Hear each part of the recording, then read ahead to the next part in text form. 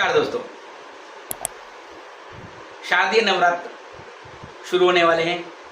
तो दोस्तों, ये पूरे वर्ष में एक ऐसा अवसर आता है जिस अवसर में हम लोग अपनी जो शक्ति है उसको दोबारा से संग्रहित करते हैं पूरे साल के लिए। और उस शक्ति को संग्रहित करने के लिए क्या, देवी का रूप। क्या देवी के रूपों में अलग अलग बात करें। या देवी सर्वभूतेषु बुद्धि रूपेण संस्थिता नमस्तस्तै नमस्तस्तै नमस्तस्तै नमो नमः। बुद्धि के रूप में देवी की पूजा, और बुद्धि के द्वारा अपना कैसे हम आगे बढ़ सकते हैं, हम कैसे आगे जा सकते हैं, और उस आगे जाने में ये शारदीय नवरात्रे किस प्रकार से इसका उपयोग कर सकते हैं। दोस्तों, व्रत रखना, उपवास करना, अब तो इस बात के लिए तो जापानीज साइंटिस्ट को मेडिसिन का नोबेल प्राइज मिला, और उसमें उन्होंने इंटरमिटेंट फास्टिंग और उस फास्टिंग से होने वाले फायदे शरीर के लिए क्या क्या हैं, इस पर उन्होंने चर्चा की। तो हमारे इस उपवास को तो अब इंटरनेशनल मान्यता मिली हुई है, अंतर्राष्ट्रीय मान्यता मिली है, लेकिन इसको धर्म के साथ और सनातन के साथ कैसे अंगीकृत किया गया, कैसे जोड़ा गया है, ये मेरे पूर्वजों का एक बेहद सफल प्रयोग, उनका चमत्कारिक प्रयोग। क्या करना है दोस्तों, कंद मूल फल, केवल 3 प्रकार की वस्तुएं खानी है। आलू के चिप्स, उबले हुए आलू को फिर तेल में घी में तल लेना, नहीं, ऐसा नहीं दोस्तों। शरीर के लिए 5 तत्व से मिलकर जिन्हें मिला है, जो शरीर बना ना, क्षितिजल पावक गगन समीरा, पंच तत्व मिल बना शरीरा। तो उसमें 5 तत्व है ना शरीर के लिए, वो महत्वपूर्ण है। उस 5 तत्व में भोजन नहीं आता, तो निराहार रहकर शरीर को कोई नुकसान नहीं होता। निराहार रहना, लेकिन कंदमूल फल खा सकते हैं, मेवे खा सकते हैं। तो दोस्तों, जब मैं छोटा था ना, देवी की पूजा की बात आती थी घर में, परिवार में, एक संस्कारिक परिवार होने के नाते क्या, वो जौ के कुछ लगाए जाते हैं, जौ लगाया जाता है, जौ को फिर उसके अंदर एक कलश की स्थापना की जाती है, पूजा का अलग वातावरण, लहसुन प्याज नहीं बनेगा। वैसे मेरे यहाँ परिवार बनता नहीं था, लेकिन तब भी, और किसी प्रकार की बाहर की वस्तु नहीं आएगी, सब चीज़ घर में रहेगी, घर में पूजा होगी, एक दीपक जलेगा, 24 घंटे चलेगा।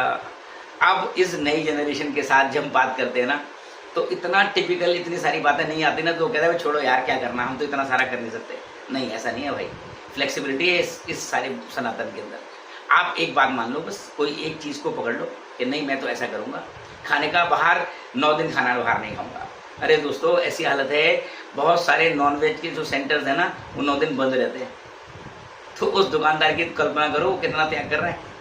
लेकिन हम इस नवरात्रि में क्या अपने आप की उन्नति में कर सकते हैं, जितना संभव उतना करो। मन में एक बात धारण कर लो, कोई भी उस मन की एक बात के हिसाब से करना शुरू कर दो। भोजन इस शरीर के लिए आवश्यक नहीं है, मैं आपको गारंटी से कह सकता हूँ बात। जितना हम निराहार रह सकते हैं ना, उतनी हमारी बौद्धिक शुद्धि होती है, उतनी जब बुद्धि शुद्ध होगी, शरीर शुद्ध होगा, तो आत्मिक शुद्धि आती है। चलो, इस पर कभी किसी और दिन बात करेंगे। अब तो नवरात्रि की बात करते हैं। तो नवरात्रि में देवी की पूजा करना, आप दुर्गा सप्तशती एक पुस्तक है गीता प्रेस गोरखपुर की, उससे परचेज करें। उसे 13 अध्याय है जी इस पुस्तक के अंदर। उस 13 अध्यायों में 3 प्रकार की, जो महालक्ष्मी, महासरस्वती, महाकाली, 3 प्रकार के उसमें अवतार हैं। 3 अवतारों में उनका अलग अलग रूप है। मधुर कटक को मारना, और फिर चंडमुंड को मारना, उसमें महिषासुर को मारना, रक्तबीज को मारना, इन सब के मारने के साथ देवताओं की स्तुतियाँ। अध्याय जो 4 अध्याय में देवताओं द्वारा देवी की स्तुति है, 5वें अध्याय में देवी के पुनर्रूप में उसका जो प्रकटीकरण है उसके लिए स्तुतियाँ हैं, और 11वें अध्याय में संपूर्ण स्तुतियाँ हैं। इनको पढ़ना जितना संभव हो उतना। संस्कृत में नहीं पढ़ सकते, हिंदी पढ़ो दोस्तों। इतना बड़ा ज्ञान है गीता प्रेस गोरखपुर की जो पुस्तक है ना, मैं प्रमोशन की बात नहीं कर रहा हूँ, लेकिन पुस्तक के अंदर बड़ा अच्छा ज्ञान दे रखा है। इसलिए बात मैं कहना चाह रहा हूँ, आसानी रूप से, स्वाभाविक रूप से अवेलेबल है।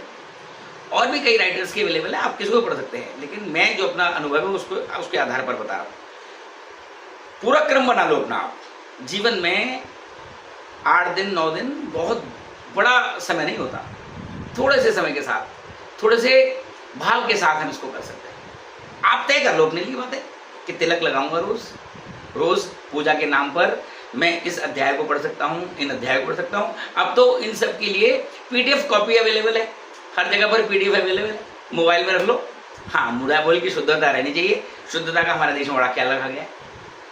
तो उस शुद्धि के साथ अंतःकरण की शुद्धि और अपनी बाह्य शुद्धि, उसके बारे में चर्चा कर सकते हैं। दोस्तों, ये नवरात्रि के त्यौहार, आपको मैं एक बार और जानकारी देता हूँ। हमारे प्राइम मिनिस्टर जो मोदी जी हैं, ये दोनों नवरात्रि केवल नींबू पानी के साथ रखते हैं। जब पहला इनका यूएस विजिट था ना जी, बराक ओबामा के साथ रात को डिनर में बैठे गए, तो जब रात्रि भोज है और यूएस जो यूनाइटेड स्टेट ऑफ अमेरिका, वहाँ पर डिनर मिल रहा है और डिनर के समय पर डिनर आ गया, तो मोदी जी तो केवल नींबू पानी, गर्म पानी और नींबू उसी का सेवन कर रहे थे। अमेरिकन का दिमाग खराब हो गया कि ऐसा कैसे हो सकता है यार, ऐसा कैसे है कि केवल नींबू पानी पर जीवन जिया जाता है। आप देखिए मोदी जी की एनर्जी का लेवल है, वो सुबह 8 बजे भाषण देंगे वैसी ही स्थिति है, और रात को 8 बजे भाषण देंगे तब भी ऐसी स्थिति है। मैंने आज तक नहीं देखा, पिछले 10 सालों के अंदर, 10 साल से ज़्यादा परिचय है केंद्र सरकार में आने के बाद हुआ है, उनके कोई ना काले गड्ढे नहीं है, उनकी आंखों के कोई काले गड्ढे नहीं है। 73 साल उम्र के व्यक्ति की, तो कहाँ से शक्ति आ रही है भाई साहब? ये शक्ति दोस्तों वहीं से कहीं ना कहीं अध्यात्म की शक्ति है। उस आध्यात्मिक शक्ति को अर्जन करने का फ्री, बिना पैसे नवरात्रि का त्योहार। अब इस बार जो नवरात्रे हैं वो 15 तारीख से, 15 अक्टूबर से शुरू हैं, पहला नवरात्रा। और उस नवरात्रे पर आप अपने शुद्धिकरण के लिए कितना ख्याल रख सकते हैं बिना किसी एफर्ट के। बहुत ज़्यादा इसमें प्रयोग करने की आवश्यकता नहीं है। हाँ, समय तो बिल्कुल करो, आप छुट्टी लेके करते तो उससे बढ़िया क्या है, लेकिन अपने दैनिक जीवन के साथ छोड़ दो कैंटीन का खाना। कुछ दिन के लिए आपने बाहर जो सब खा रहे हो अगड़म बगड़म, थोड़ा छोड़ा जा सकता है। शुद्धता पर, हर चीज़ की शुद्धता पर विचार। दोस्तों, ये तो मेरा नवरात्रि के साथ पहला परिचय, और लगातार इस चैनल के माध्यम से और भी इस प्रकार की बातें, इस नवरात्रि में हम क्या क्या कर सकते हैं, इसको और चर्चा करेंगे। नमस्कार।